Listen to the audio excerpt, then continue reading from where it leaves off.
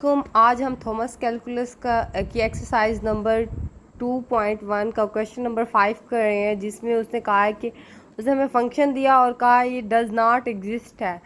अब मैं आपको बताऊंगी कि ये डज़ नॉट एग्जिस्ट क्यों है। हम सबसे पहले देख लेते हैं, एक रियल लाइन ले लेते हैं।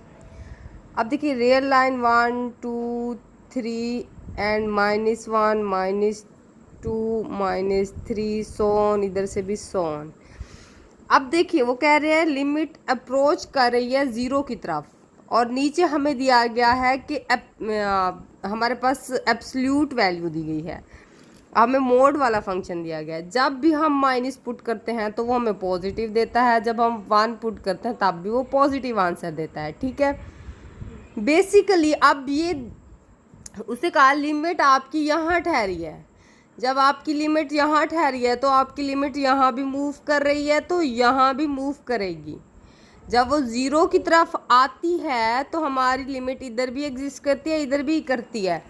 अब मैं आपको ये हल करके दिखाती हूँ कि x is equal to zero जब हम करते हैं लिमिट, अगर हम लिमिट को माइनस लेफ़्ट साइड से मूव करवा रहे हैं तो हमारा मतलब है कि लिमिट हमारी ऊपर -1 देगी, नीचे भी -1 देगी। -1 जब मोड आएगा वो पॉजिटिव कर देगा, तो यहाँ -1 आएगा हमारे पास। जब हम लिमिट पुट करेंगे x पॉजिटिव, हमें लिमिट दी गई है पॉजिटिव और नीचे +1 दी गई है, तो हमारे पास ये आंसर आया 1। अब देखिए ये सेम तो नहीं है, इसलिए हमारी लिमिट डज नॉट एग्जिस्ट करती है। आज हम थॉमस कैलकुलस की एक्सरसाइज 2.1 स्टार्ट कर रहे हैं। उसका क्वेश्चन नंबर 21 है हमारे पास। सिर्फ हमने लिमिट पुट करनी है और कुछ नहीं। हमारे पास x टेंस टू 2 दिया गया है, सिर्फ इसके अंदर हम 2 पुट कर देंगे, ये हमारे पास 4 हो जाएगा। अब इसके अंदर हम 2 को 0 पुट कर देंगे तो ये हमारे पास 0 आ जाएगा। सिर्फ लिमिट ही पुट करनी है, 3/1/3 -1, ये और ये कट गए तो हमारे पास -1 इज इक्वल टू 0 आ गया। अब इसकी लिमिट हमने सिर्फ 1 पुट करनी है, 3 1 पुट करेंगे, -1 is equal to minus, and ये हमारे पास 3 -1 हो गया। ठीक है, -1 ओवर क्या आएगा हमारे पास 2 आ जाएगा। इसका आंसर हमारे पास ये है। बस ये क्वेश्चन नंबर 25 है। ठीक है, अब सिर्फ हमने इसमें भी पुटिंग करनी है, -1 2 -1 -1। अब ये माइनस का 3 हो गया, ये -2 -1, अब क्या हो जाएगा -3 इज इक्वल टू +9। अब ये हम क्वेश्चन देख लेते हैं, इसके अंदर भी -1 की पुटिंग करनी है, 2 -1 -1, और ये हमारे पास स्क्वायर हो जाएगा, ऊपर 3 आ जाएगा, नीचे -2 -1। ठीक है, ये 3 ये माइनस का जब हो जाएगा ये -3 आ जाएगा, ये काट जाएंगे तो माइनस का 1 आएगा हमारा पास। क्वेश्चन नंबर 27 है, उसमें हमारे पास पाई ओवर हमने पुट करना है, सिर्फ साइन π/2। अब देखें बेसिकली जो हमारे पास ये साइन, अब ये 180 के इक्वल होता है ओवर 2, जब हम तकसीम करेंगे तो 90 हो जाएगा। साइन 90 हमारे पास क्या देता है, 1 के इक्वल होता है, तो हमारे पास ये 2 वो इज इक्वल टू 1, पाई हमारे पास क्या हो जाएगा 1/2। अब हम देखते हैं कोस को हम पुट करते हैं, कोस पाई 1 - पाई, पाई का मतलब क्या होता है 180। ठीक है, 180 कोस हमें 180 पे क्या देता है, कोस हमें 180 पे -1 देता है। ठीक है, हमें क्या देता है -1, और अब ये क्या है हमारे पास -पाई ओवर, अब ये माइनस बाहर आ जाएगा, 1 - पाई आ जाएगा इसका आंसर।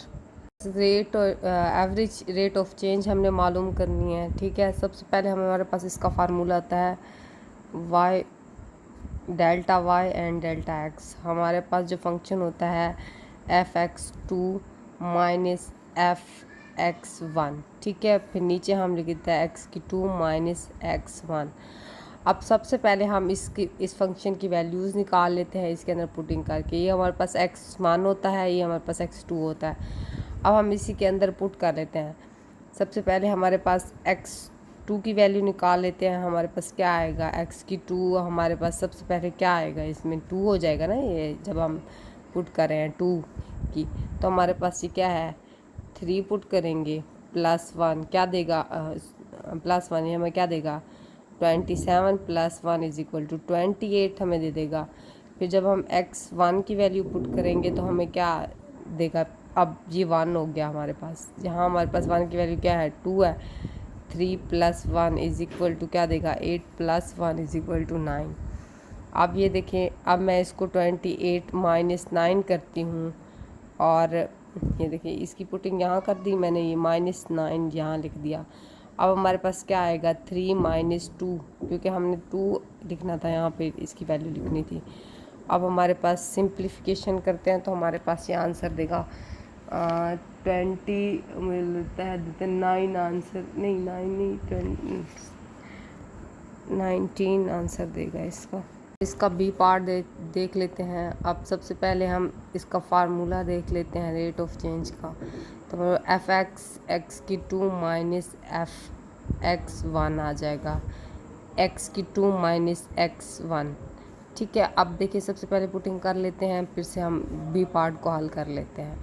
अब सबसे पहले हमारे पास ये है वैल्यू, अब 2 हम दे देते हैं फंक्शन को, एक्स की 2, ये हमारे पास एक्स की 2 हो जाएगा 3 प्लस 1। अब देखें हमारे पास 2 क्या है, ये हमारे पास x1 होता है, x2 होता है, हमारे पास क्या है 2 दिया गया है, 1 दिया गया सॉरी, इज इक्वल टू ये 2 हो जाएगा इसका आंसर। अब हम x1 पुट करके देखते हैं और ये पुटिंग कर लेते हैं सेम सिंपली बस। अब हमारे पास क्या है यहाँ पे 3 है प्लस 1, ये माइनस बाहर निकालता है, प्लस 1 हो जाएगा तो 0 के इक्वल हो जाएगा। अब हम सिर्फ इसी के अंदर पुटिंग कर देते हैं, पहले 2 था फिर 0 आया, फिर अब देखें इसको पुट करते हैं। सबसे पहले ये आएगा, ये माइनस था -1, 2 आया, ये 1 and plus 1 is equal to 2, 2 से कैंसिल हो गया तो हमारे पास 1 आंसर आया इसका।